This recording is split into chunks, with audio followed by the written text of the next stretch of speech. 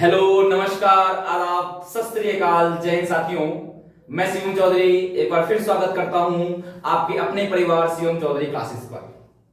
एक बार फिर हम लोग क्लास 10th के मैथ के साथ आए हुए हैं। प्रीवियस ईयर क्वेश्चंस, जैसा कि आप लोग जानते हैं 10th का बोर्ड का एग्जाम 21 को है। उसके मद्देनजर हम लोग आपके लिए previous year question, most important question, supporting material plus NCERT चारों का मिश्रण सभी चैप्टरों से हम आपके सामने लेकर आए हैं। बस आपसे थोड़ी सी विनती ये है, वीडियो को लास्ट तक देखें, एक बार नहीं 2 बार देखें, आपको बेहतर समझ में आएगा, मेरी चीज की गारंटी है आपसे। ठीक है, हम ज्यादा समय खराब ना करते हुए स्टार्ट करते हैं क्लास को। थोड़ा सा ध्यान देना, क्वेश्चन नोट है आपके लिए, आप चेक कर सकते हैं, क्वेश्चन नोट है। वैसे क्वेश्चन देखिए, एक क्वेश्चन, सबसे पहला क्वेश्चन जो है वो आपका ये है, देखिए a cos थीटा प्लस में b sin थीटा इसका टू दे रखा है m। a cos theta plus b sin theta इसका टू m है, और दे रखा है a sin theta minus b cos theta इसका टू n है। अब ध्यान देना मेरे क्वेश्चनों पे, क्वेश्चन बड़ा ही लाजवाब, थोड़ा ध्यान देना। a cos theta plus b sin theta इसका टू m है, a sin theta minus b cos theta इसका टू n है।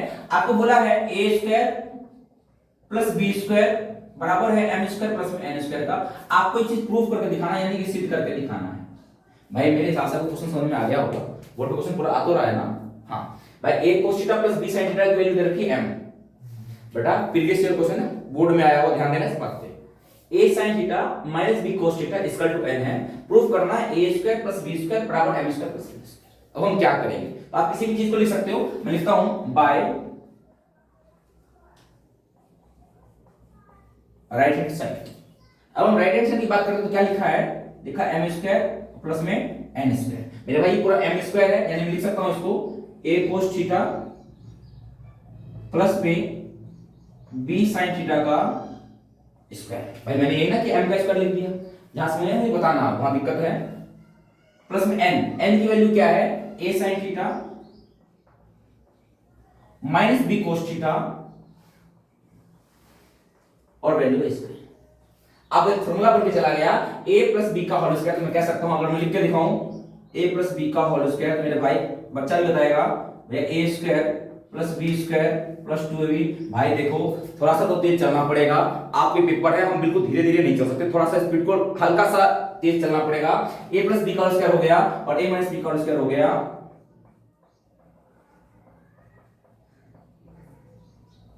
ये हो गया। अब देखो क्या करते हैं, तो a प्लस बी का होल स्क्वायर यहां लगा, तो इसको ठीक करता हूं, लिखूंगा a स्क्वायर प्लस में b स्क्वायर और प्लस में 2ab, यानी कि 2a हो गया और b यानी कि b sin थीटा हो गया। भाई ये ना किया a square b square plus 2a और b किया ना मैंने, इसान प्लस का तो कोई दिक्कत की बात नहीं है।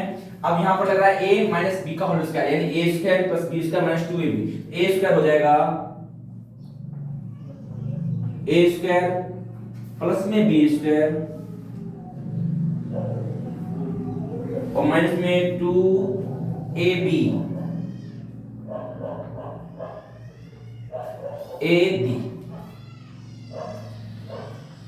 ठीक है मेरे भाई, आप बता सकते हो। देखो भैया ये प्लस का 2a, देखो यहां मिलाना भैया, प्लस का 2a cos theta b sin theta, 2a sin theta को b cos थीटा है कि नहीं है, यानी कि प्लस वाले से प्लस और माइनस वाले से प्लस माइनस कट।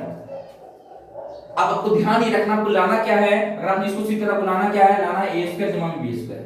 क्या आ रहा है क्या, नहीं, अभी सोल्व करना है। देखो बेटा अब यहां पर बच गई, देखो a cos स्क्वायर थीटा और a sin स्क्वायर थीटा की अगर हम बात करें, देखो a cos स्क्वायर थीटा, अगर इसमें थोड़ा सा खोलता हूं तो देखो ये बन जाएगा आपका a स्क्वायर और cos स्क्वायर थीटा। भाई a का square a square cos square theta cos square theta बच गया। सेम बात अगर बात करूं, यहां पर क्या बच गया, a स्क्वायर और sin स्क्वायर थीटा बच गया मेरे भाई। अब सेम बात आगे की करूं मैं, यहां ध्यान देना, अगर इसकी बात करता हूं, एक दोनों को साथ लिख देंगे, क्योंकि ऐसा इसलिए लिख रहे हैं क्योंकि मेरे भाई cos square theta plus sin square theta equal to 1 होता है। मैं लिख के दिखाता हूं आपको, that's why because cos square theta, यहां लिख दूं,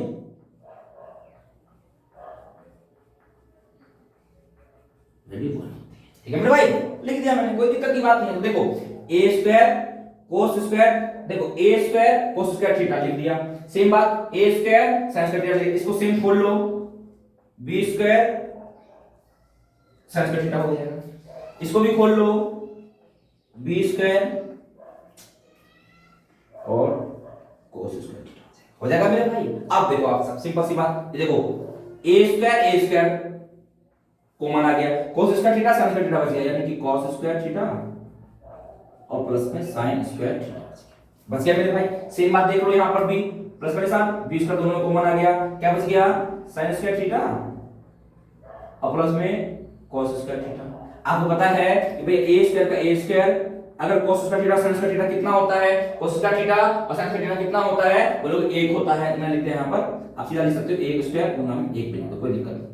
सेम बात b स्क्वायर है, sin square theta cos square theta कितना होता है, sin square theta cos square theta कितना होता है, 1 होता है। तो 1 स्क्वायर गुना में a तो कितना हो जाएगा, a स्क्वायर जमा में b स्क्वायर जमा में, क्या ये प्रूफ करना था क्या?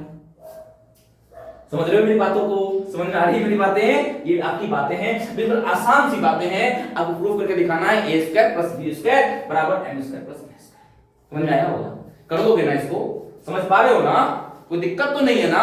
हाँ, दिक्कत कैसे हो जाएगा, हम अगला सवाल इसको नोट कर लो, बस मैं हट जाता हूं, जल्दी से नोट करना बस थोड़ा सा, समझ में आ रहा है ना? हाँ ठीक, नोट कर लियोगे भाई, बस समय ज्यादा नहीं है।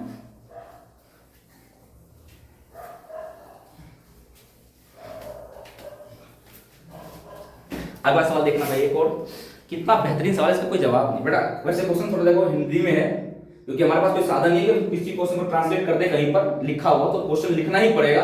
अभी हम कुछ साधन करेंगे तब हम आपकी उससे बढ़िया बात करेंगे। देखो बेटा, क्वेश्चन है एक झील के तल से, लिखना पड़ेगा क्वेश्चन, लिख दूंगा क्वेश्चन है, लिखना भाई आप, लिखना मेरे साथ लिख लो क्वेश्चन एक बार, क्वेश्चन लिखो कॉपी में। एक झील के तल से 60 मीटर की ऊंचाई से एक बादल का उन्नयन कोण मतलब एंगल ऑफ एलिवेशन, भाई आप क्वेश्चन लिखना, फायदे में रहोगे, बोर्ड नहीं है हमारा जगह। एक झील के तल से 60 मीटर की ऊंचाई से एक बादल का, मैं डायग्राम बनाता हूं, देखो भैया एक झील की तल है, ठीक है, झील की तल है, झील की तल से 60 मीटर की ऊंचाई, भैया भाई 60 मीटर, बेटा बहुत इंपॉर्टेंट क्वेश्चन, ध्यान रखना 2020 के पेपर में 19, 2016 और 2011 4 साल आया क्वेश्चन, बता दिया, इस बात को ध्यान देना, ध्यान देना, समझना भतीजे। 60 मीटर की ऊंचाई, ठीक है ना।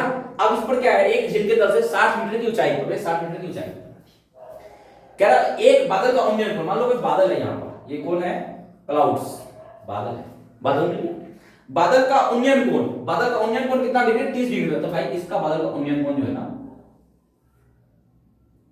कितने डिग्री का बना रहा है यहां पर, यानी यहां पर मैं कहूं, अभी ऐसे दिखाता हूं आपको, कितने डिग्री का बना रहा है, 30 डिग्री का बना दिया।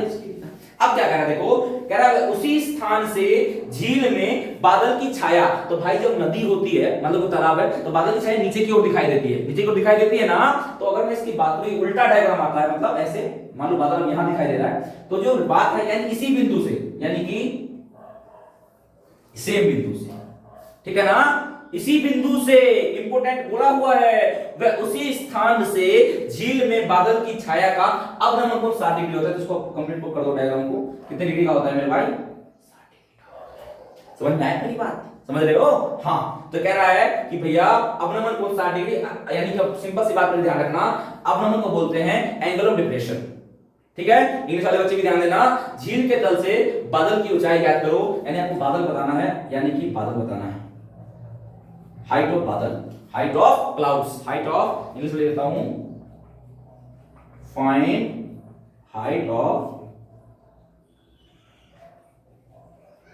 क्लाउड्स, ठीक है। अब देखना हम क्या कर सकते हैं, मेरे भाई सिंपल सी बात है, अगर यहां से लेके यहां तक 60 है, तो मेरे भाई यहां से लेके यहां तक 80 होगा, नहीं 60 है ना, तो कर दो ना, फिर लिख दो ना, 60 हो गया मेरे, सिंपल सी बात है। तो कह रहा है बादल की ऊंचाई, तो ये तो बच गया, तो हम इसको कुछ भी मान लो, तो मान लेते हैं, क्या मान लेते हैं बेटा, एक चीज इंपॉर्टेंट है इसके अंदर में ध्यान रखना, आप कंफ्यूज हो गए यहाँ पर जो मैं आपको बातें बता रहा हूँ। बोले भाई यहाँ तक तो कहानी समझ में आई, आगे का थोड़ा नाम प्रिंट कर दे। देखो नाम देते हैं ए बी, और इस बादल यहाँ दे देते हैं सी। अगर सी है तो उसका उल्टा आ गया, तो सीधा ऐसे लिख देना सी वन, यस हो जाएगा। अब ये बच गया, इसका नाम दे दो पी, इसका नाम देते हैं एम, पी एम, हो गया। अब सुनना मेरी बात को, आप सुनी बात को पकड़ना, मैं एक यहाँ सवाल हल्का सा फंसा हुआ है बस थोड़ा सा। देखो बेटा, अगर ये यहाँ तक 60 है और ये h है, तो मेरे भाई ये जो है, ये का मतलब ये यहाँ से यहाँ तक क्या हो जाएगा 60 जमा का h, भाई हो जाएगा कि बता दो मेरी बात। अरे समझ पा रहे मेरी बात, मैं क्या बोल रहा हूँ, अरे बता रहा ना, समझ पा रहे हो ना। अरे मेरे भाई थोड़ा इधर होगा, अगर ये यहाँ तक 60 है, यहाँ तक कितना है 60, कुछ फायदा हो जाएगा।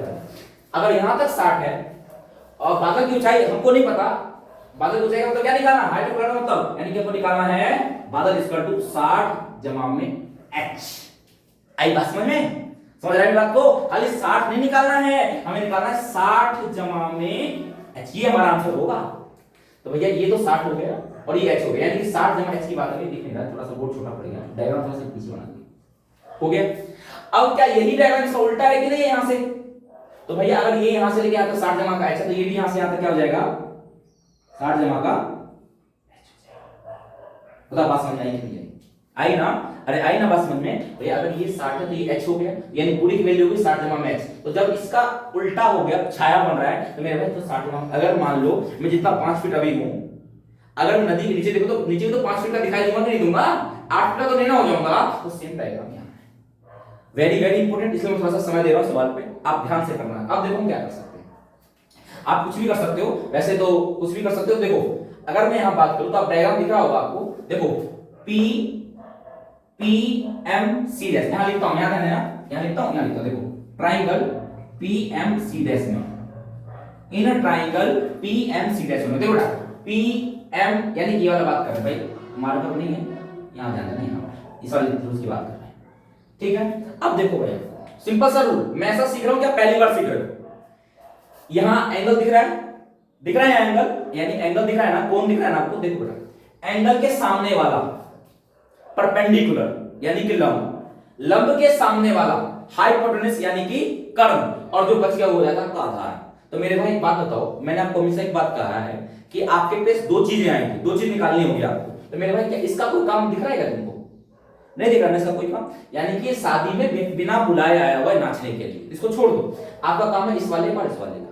यानी कि अगर मैं बात करूं तो आप लिख सकते हो कि भैया अगर ये थीटा है, थीटा के सामने परपेंडिकुलर और फिर बी, यानी कि पी अपॉन में बी, तो ये किसका होता है, आप बोलोगे मेरे भाई, अब आपने भैया को बताया है पंडित बद्री प्रसाद हर हर भोले और सोना चांदी तोले, ठीक है मेरे भाई। तो टी पी अपॉन में पी किसका होता है भाई नीलेश, पी अपॉन में पी होता है टी का, नहीं 10 का होता है, किसका होता है 10 का, तो मैं लिख सकता हूं 10 पे कितना बन रहा है 60। अब आपको मेरी कहानी आप थोड़ी सी समझ में आई होगी, नहीं आई होगी तो एक बार जब सवाल करूंगा एक और बता दूंगा, तो तेज चल रहा हूं क्योंकि आपका पेपर है और हमारा दूसरा बैच लगातार ही है।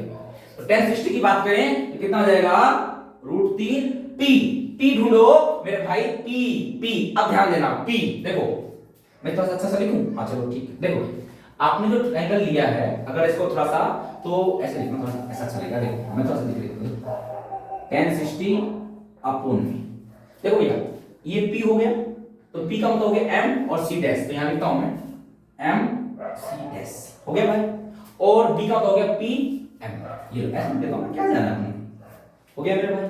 तो यानी कि 10 60 हो गया मेरे भाई √3 m c डैश, देखो भैया m c डैश का मतलब हो गया m b जमा में b c डैश, यही ना हो गया, मैं लिखता हूं इसको m b, बेटा बहुत जरूरी है, मैं लिख रहा हूं m b जमा में b c डैश अपॉन में भाई रूल तो नहीं तोड़ रहा हूं ना मैं, अरे mc को तो ऐसे लिखते हैं ना भैया mb में bc डैश, हो गया। mb की वैल्यू कितनी है आप लोग भैया, mb की वैल्यू है 60 और bc डैश की वैल्यू है 60 जमा में h, कितना है 60 जमा में h। pm की कोई वैल्यू है क्या, नहीं है ना, तो ऐसे का ऐसे लिख दो। तो मैं कह सकता हूं √3 इक्वल टू 60 जमा में 60 120 जमा में h अपोन में pm क्रॉस मल्टीप्लाई करो अगर आप तो कह सकते हो √3 pm इक्वल टू 120 जमा में h। हो गया मेरे भाई, हो गया ना। अब छोटी सी बात देखना, अगर हम pm ही रहने दे तो आप कह सकते हो 120 जमा में h अपोन में √3 आ गया ना। 120 जमा में h हो गया और √3 हो गया इसकी वैल्यू, ठीक है ना। अब आगे की बात थोड़ा सा सुनना, ये pm की वैल्यू हो गई, सही तो किया ना। √3 pm हो गया, 120 h हो गया, pm यहीं पर है, √3 था √3 आ गया, ठीक है। आगे की बात सुनना, ये हो गया काम का, इसको मिटा दो। अब देखो बेटा, अब हम कर सकते हैं त्रिभुज की बात, यानी कि p m और c डैश की बात, सॉरी c की बात मैं लिख सकता हूं यहां पर ट्रायंगल p m c में। तो ढूंढो c पर, थीटा यहां है, थीटा के सामने परपेंडिकुलर और परपेंडिकुलर के सामने हाइपोटेन्यूस और हाइपोटेन्यूस सामने बेस हो गया। सेम बात, इसका कोई काम नहीं है, इसका कोई काम नहीं है, तो काम किसका हो गया p अपॉन में b, यानी कि मैं लिख सकता हूं सिंपल सा बात दिख रहा है कि tan 30 इक्वल टू, जब p और b की बात हो रही है मेरे भाई तो cm अपॉन में pm हो गया, cm अपॉन में pm। तो tan 30 की वैल्यू कितनी 1/√3 और cm की वैल्यू कितनी है h है, और pm की वैल्यू हमको नहीं पता तो भैया ऐसे का ऐसे कर दिए, ऐसे कैसे। कोई पहाड़ टूट रहा है क्या, जैसा है कि वैसा कर दो। 1/√3 h पता है क्या, h नहीं पता, pm दिया, pm चेक करो, pm की वैल्यू है, तो क्या भैया ये वैल्यू लिख देंगे क्या। अरे मेरे भाई हाँ, इसी को लिखना पड़ेगा। कैसे लिखेंगे 120 जमा h अपॉन में, ऐसे लिख सकते हो भैया, नाम दे दो 1, यहां लिख सकते हैं फ्रॉम 1।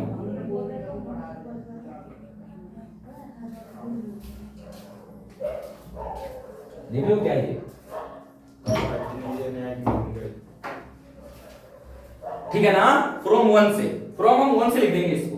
तो मेरे भाई 1 अपॉन में √3, इसको अगर मैं करूं तो दिख रहा है x और √3 बराबर का, देखो बेटा भाई √3 h हो गया। बेटा पहले वाले को तीसरे वाले से गुना करते हैं, तो h को जब √3 से करो तो √3 h हो जाएगा, अपॉन में 120 जमा का h हो गया मेरे भाई, काम खत्म भैया, काम खत्म। ये क्या बोल रहे हो आप, अरे थोड़ा सा बच गया, इतना इतना सा, इतना सा देखो 120 जमा में h, 120 जमा में h, बेटा √3 गुना √3 √6 होता है क्या, अरे नहीं, √3 गुना √3 सिर्फ 3, कितना सिर्फ 3, यानी कि बात करो बेटा 3 जमा में h, मेरे भाई 120 जमा में 3, अगर h प्लस का उधर चला जाएगा तो कितना बचेगा 2h, h की वैल्यू कितनी आ जाएगी 60, आंसर मीटर में था तो कोई 60 मीटर हो जाएगा। तो भैया हमारा आंसर 60 होगा क्या, नहीं, आपको निकाला बादल, बादल की हाइट क्या है 60 जमा में h है कि नहीं है, तो मेरे भाई 60 जमा में h यानी कि 60 बराबर 120 मीटर आपका आंसर होगा। बेटा नोट कर लेना, मेरी बस आपसे इतनी सी रिक्वेस्ट है, आपको ये 2 बार करना पड़ेगा कम से कम 2 बार। दिख रहा है सवाल, वाले सवालों को, हाँ diagram very very important, very. और ध्यान ये रखना बेटा, जब अगर ये 60 है, दोबारा देख लो तो ये h हो गया, हो गया ना। तो जब ये 60 जमा h का पूरा है तो मेरे भाई जब ये छाया में आएगा तो ये 60 जमा h हो जाएगा ना, हो जाएगा ना, बस इतनी सी बात है। समझ पा रहे हो इस बात को। 4 नंबर का सवाल है, कितने का, मेरी उंगली देख लो आप, 4, ठीक है, देख लो मिटा दें, ये नोट करो तो एक बार तेजी के साथ, हाँ शाबाश, बहुत बढ़िया, मिटा दे भाई, हो गया स्क्रीनशॉट आपका। चलो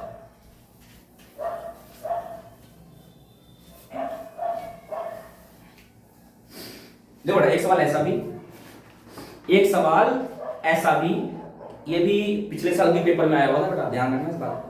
कह रखा है ए और बी, आपको वैल्यू रखिए ए और बी, ए 2 और 1 है शायद, मैं इसको ले लेता हूं, और बी की वैल्यू 5 और माइनस का 8, बी और सवाल नंबर 3 है आपका 5 और माइनस का 8। कह रहा है मिलाने वाले रेखाखंड, कह रहा है इन दोनों को मिलाने, भाई मैं क्वेश्चन पढ़ता हूं डायरेक्ट, इन दोनों को मिलाने वाला रेखाखंड पी और क्यू है। देखो बेटा, एक मतलब जैसे मान लो यहां पर ये कोई ए है और ये मान लो कोई बी, बेटा ए और बी, इनके दे रखा है 2 और 1, क्या दे रखा है 2 और 1, और बी का कितना है 5 और माइनस का 8,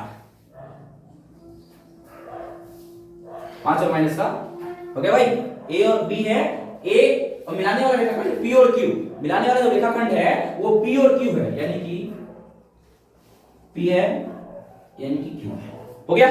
P P और Q है। कह रहा है बिंदु P रेखा 2x - y की पर स्थित है। अरे ये क्या बोल दिया सवाल में, ये क्या बोल दिया सवाल में, हमको तो पता ही नहीं चल रहा ये क्या बोल दिया। देखो बेटा A है और B है, एक P और Q पर निर्धारित है, ठीक है मेरे भाई। तो सिंपल सी बात है, अगर मैं यहां लिखूं AP और P और B, देखो बेटा AP हो गया 1, PB 1 जमा 2 तो कितना हो जाएगा, 2 हो जाएगा ना? अरे हो जाएगा ना। हाँ थोड़ा ध्यान से सुनना मेरी बात को, मैं आपको बातें बता रहा हूं। अब देखो आपने एक फॉर्मूला पढ़ा होगा, फॉर्मूला ऐसा m1 x2 जमा में m2 x1 अपॉन में m1 जमा में m2, ये बेटा x का फॉर्मूला होता है, पढ़ा ना इस फॉर्मूले, है ना? विभाजन सूत्र बोलते हैं इसको, क्या बोलते हैं, विभाजन सूत्र, ठीक है ना। हाँ ये बेटा m1 x2 जमा m2 x1 बराबर में बटे में m1 जमा m2। अब देखो अब जब y की बात करें, जब हम किसकी बात करेंगे, y की, ये हो जाएगा m1 और y2 m2 y1 m1 हो जाएगा ना मेरे भाई, ये हो जाएगा। अब देखो हम क्या कर सकते हैं इसे, और एक ध्यान रखना है, आपको निकालना है 2x - y जमा करके, ये निकालना है 2x - y जमा की बराबर में 0। ये भी नया सवाल है, थोड़ा सा नया लग रहा है कुछ, अभी भी बना के लाए सवाल को ये, ठीक है भाई। अब देखो इस बात को क्या कर सकते हैं, अब x की वैल्यू अगर निकालना है मेरे भाई, देखो m, तो भैया m1 हो जाएगा आपका ये, और m2 हो जाएगा आपका ये, ठीक है। ठीक है बेटा चेक करना कि 2019 के पेपर में और 20 में आया था कि नहीं आया, तो बताना मेरे को एक बार।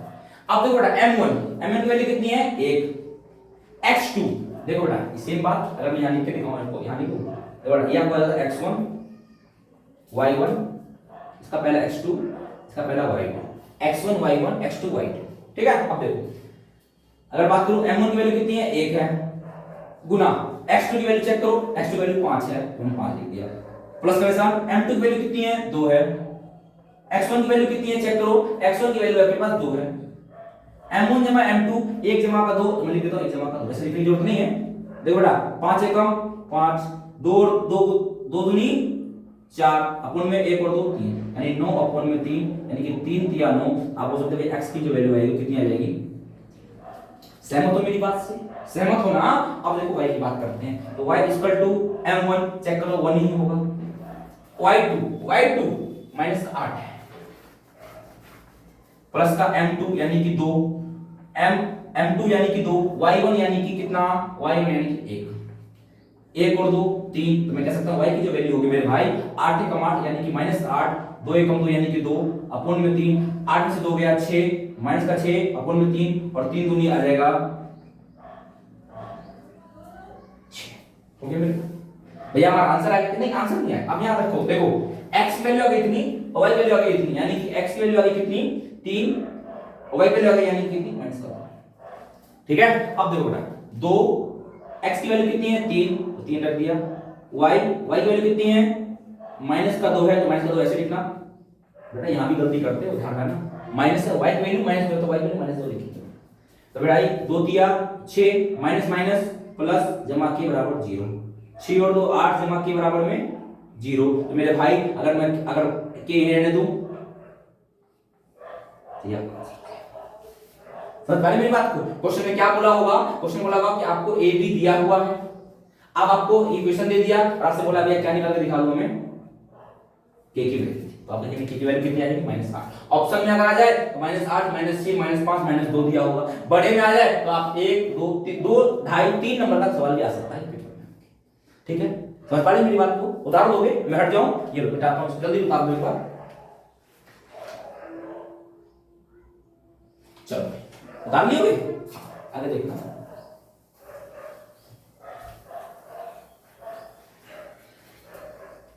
एक अगला सवाल भी है, देखो एक सवाल ऐसा भी, वैसे डायग्राम ही नहीं बनता मुझसे, तो लेकिन मैं फ्लैट बनाता हूं, मैंने ऐसा बोला है सुंदर सा, और इस गोले के अंदर आपको ऐसा दिया हुआ है भाई, मान लेना मुझे डायग्राम नहीं बनते हमसे,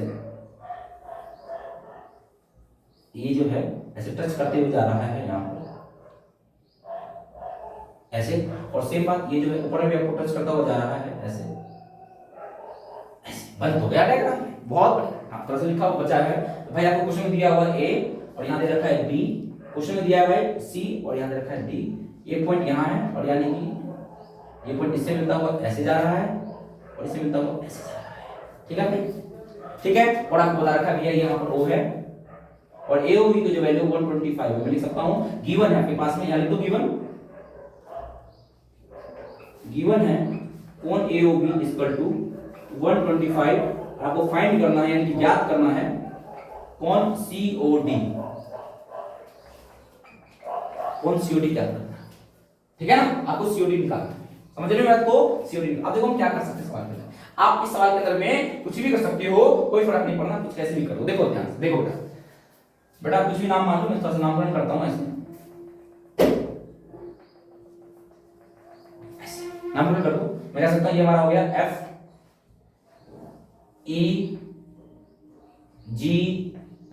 जैसे नाम मत करे वैसे नाम दे दो दीदी। अब देखो क्या करते हैं, निकालना क्या है, COD निकालना। बहुत ही प्यारा सवाल है बेटा, बहुत ही ज्यादा इंपॉर्टेंट, चैप्टर 10 का बहुत ही प्यारा सवाल। अब देखो क्या करते हैं मेरे भाई, इसको थोड़ा टुकड़ा में अगर बांटूं, इसको मानता हूं एक, इस टुकड़े को मानता हूं मैं यहां पर 2 और इस टुकड़े को मैं यहां पर मानता हूं 3 4 5 6 7 8। ओके बेटा, समझ में आ गया आपको बेटा। AO देखो AOB 125 है, लेकिन मैंने इसको क्या दिया 1 2 3 4 5 6 7 8 बांटो, इसको बांट दिया। अब बांटने के फायदे ना क्या फायदे होंगे, अब देखना भाई। और मैं ये भी कह सकता हूं, अगर मैं इस त्रिभुज की बात करूं बेटा, यहां ध्यान देना, यहां पर यानी कि त्रिभुज AOF में लिख के दिखाऊं, देखो बेटा यहां ध्यान देना, त्रिभुज AOF तथा त्रिभुज देखो AOF और AOE यानी कि ट्रायंगल AOE में, in triangle AOF and AOE में देखो बेटा हम क्या करते हैं, सुनो। अब सुनना मेरी बात, तो मैं कह सकता हूं OF इक्वल टू OE, यानी मैं यहां कह सकता हूं OF इक्वल टू OE। क्यों? Radius of a circle, radius of a circle यानी हिंदी में वृत्त की त्रिज्याएं। ओके भैया, एक बात हो गई। अब दूसरी बात देखो क्या कर सकते हो बेटा, OA इसमें भी आ रहा है, OA उसमें भी आ रहा है, OA गाना सुने हो, OA इक्वल टू OA। हो गया दो बातें। तीसरी बात और ढूंढ लो, आप कह सकते हो बेटा AF जो है AE के बराबर होगा। क्यों AF AE के बराबर होगा? क्यों? पर में 10.2 की टेंजेंट से कोई भी खींचा जाए तो बराबर होता है। पर में लिखना पड़ेगा बेटा, 10.2 की पूरी पर में लिखनी पड़ेगी यहाँ, ठीक है। अब आप कह सकते हो, समझ आ रहा है क्या कर रहा हूं? पर में वही देखो, जब आपका एक ही कोण है ना, A से AF और A से E बराबर होते हैं, ठीक है। अब मैं ध्यान सकता हूं ट्राइंगल AOF कॉन्ग्रुएंट होगा ट्राइंगल AOE के साइड साइड साइड, किससे?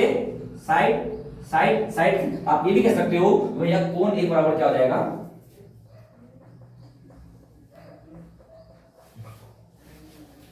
हो जाएगा कोण एक बराबर क्या हो जाएगा, कोण 2 हो जाएगा सीधी सीधी। जब आपका ये हो जाएगा आप बता सकते हो सिमिलरली, यहां ध्यान देना ये इंपॉर्टेंट रिजल्ट आया है, सिमिलरली यानी कि इसी तरह, हिंदी में क्या बोलेंगे जरा देखो, एक और 2 हुआ। अगर मैं इसकी बात करूं यानी कि देखो EOB की और BOH की, तो सेम बात आ जाएगा, 3 और 4 बराबर है ना। तो मैं लिख सकता हूं इसी तरह से कोण 3 बराबर क्या हो जाएगा, कोण 4। सेम बात 5 6 भी हो जाएगा,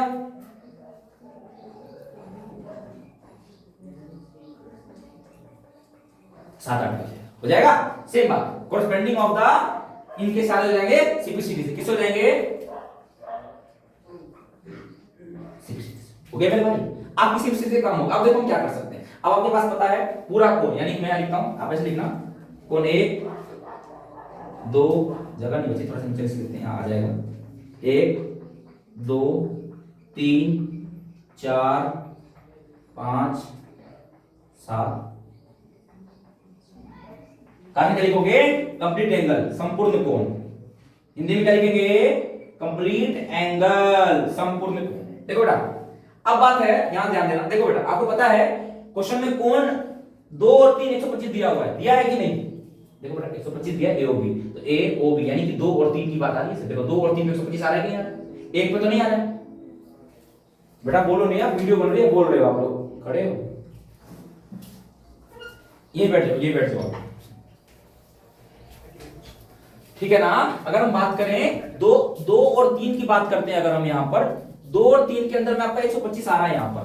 अगर 125 की वैल्यू अगर यहाँ पर आ रही है तो मैं लिख सकता हूं, देखो बेटा कोण 2 यहाँ पर है और कोण 3 यहाँ पर है, और आपने ये भी सिद्ध किया है अभी कि कोण 1 बराबर कोण 2 के है। तो जब कोण 1 बराबर कोण 2 है मैं इसको ऐसे लिख सकता हूं कि कोण 2 वहां में कोण 3, ठीक है ना।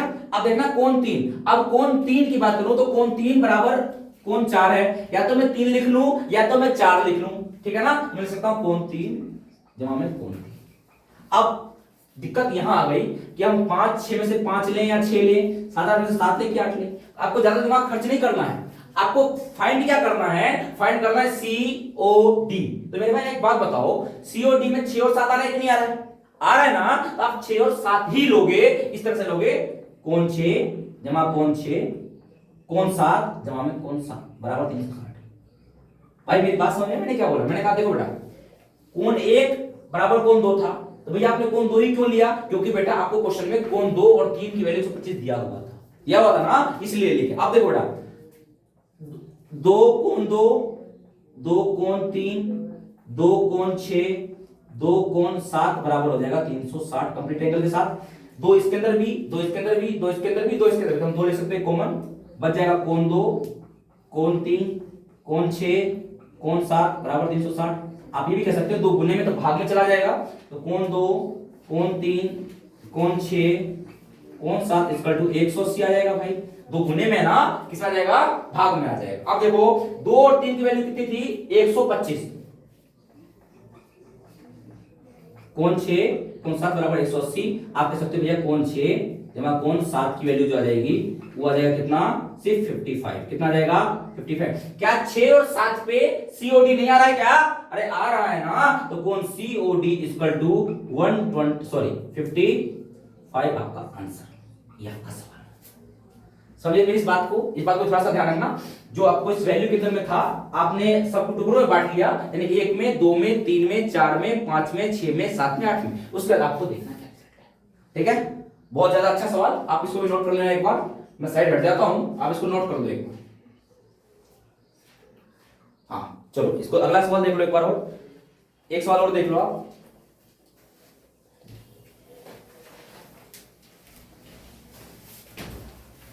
एक सवाल ऐसा भी, एक सवाल ऐसा भी, थोड़ा सा ध्यान देना।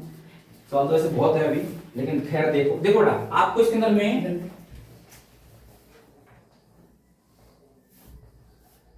A B और C और D 4 वैल्यू दे रखी है। A की वैल्यू है -2 और 1, -2 और 1, और बेटा ये पैरेललोग्राम है, ये आपका समांतर चतुर्भुज है, और B की वैल्यू है A और 0, A और 0, और C की वैल्यू है 4 और B, और D की वैल्यू है x और y। आपसे बोला गया है कि आप फाइंड करो x और y, x y और नहीं, x और y दे रखा है। चलो आपको फाइंड करना है a और b, a और b। अब देखना हम क्या कर सकते हैं, देखो मेरे भाई आपको फाइंड करना है a और b। सुनो भाई, आप देखो क्या कर सकते हैं। अगर हम यहां बात करें, आप बता सकते हो x इक्वल टू x1 जमा x2, हो सकता है, अरे हो सकता है ना, आपने निकाला है ना, इसके अंदर में यही ना निकालना है, a और b की वैल्यू लेके, ठीक है।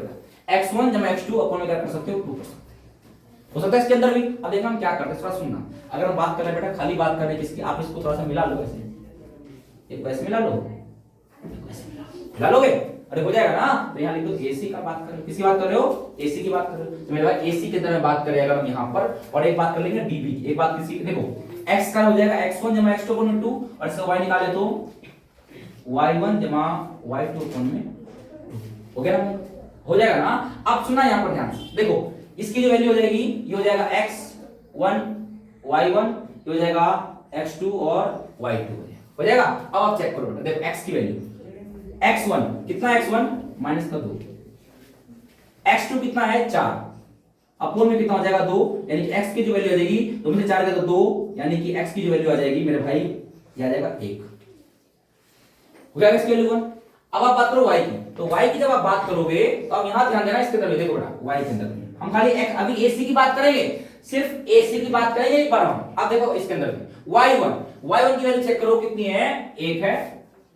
y2 की वैल्यू b है, अपोन में 2। मैं कह सकता हूं भैया इससे आगे सोल्व नहीं होगा, तो ये इतने का इतना ही रहेगा।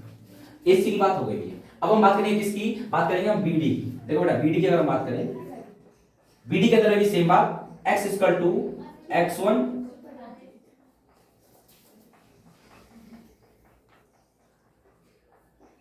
x1 जब x2 अपॉन में 2। अगर इसके अंदर बात करें तो देखो बेटा इसके अंदर में भी सेम बात, x1 y1 x2 y2, यही ना हो जाएगा, यही ना हो जाएगा, x1 y1 x2 y2। तो देखो बेटा x1 की वैल्यू चेक करो, BD के अंदर चेक करना, खाली ए सीधे मत पहुंच जाना, सिर्फ BD पे ही रहना है आपको।